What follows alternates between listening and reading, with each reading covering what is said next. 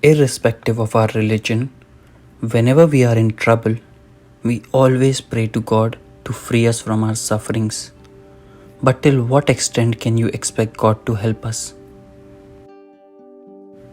There was once a story I heard as a child of a man drowning. A lifeguard came to save him. He said, "No, my God will save me." Then a boat came to save him. He said, "No, my God will save me." And then a helicopter came to save him. He said, "No, my God will save me."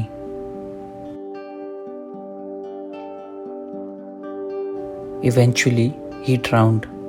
When he reached heaven, he asked God, "I prayed for you all my life and you didn't come to save me?"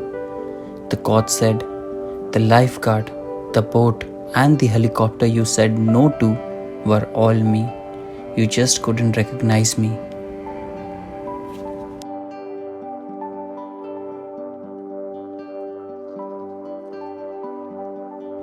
The moral of this story is very important to understand the story of Prophet Daniel, who was mauled to death by lions in a zoo in Nigeria in 1991.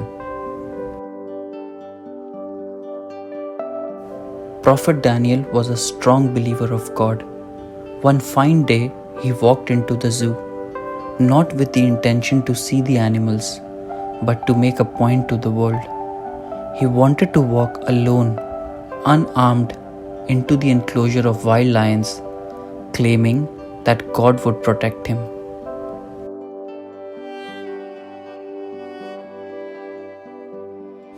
The zoo officials warned him of the potential dangers of his act, but he chose not to listen and was determined that his Bible verses would change the lion's natural instinct to something the world had never seen before.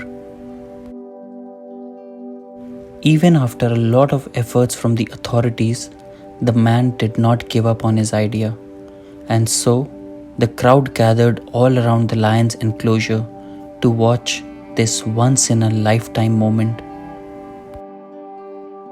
This prophet was about to create history, one way or the other, and the lucky people around didn't want to miss the opportunity to be a part of this historic moment.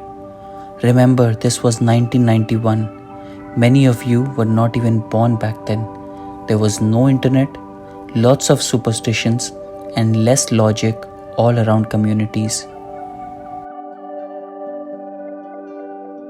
The gates of the enclosure were opened and the prophet walked in, literally into the lion's den. He took soft steps like a bride, and with each step, he was reading his verses from the Bible.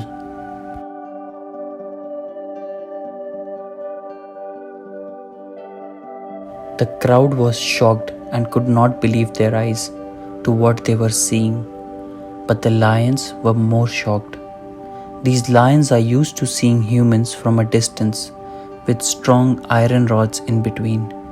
These are not circus lions, rather the wild lions who have been brought to the zoo.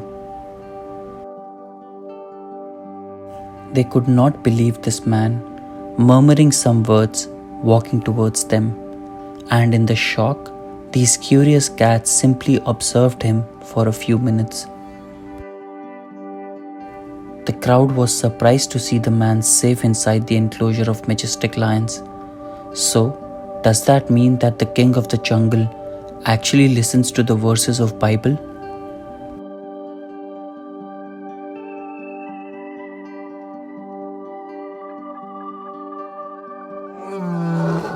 But the surprise quickly turned into shock.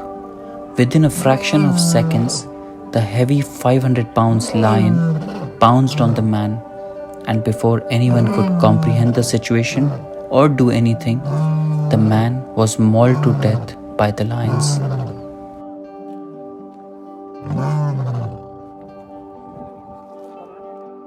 His remains were collected, and what was left of him is disturbing to see.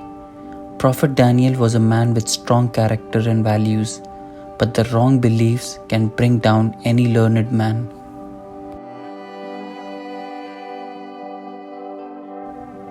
This was the horrifying story of Prophet Daniel of Nigeria, the man who jumped into the lion's den, thinking his God would save him. And even though I'm not sure, but when he would have met his God, the God would have told him the same thing as he did to the drowning man. The zookeepers who warned you were none other but me.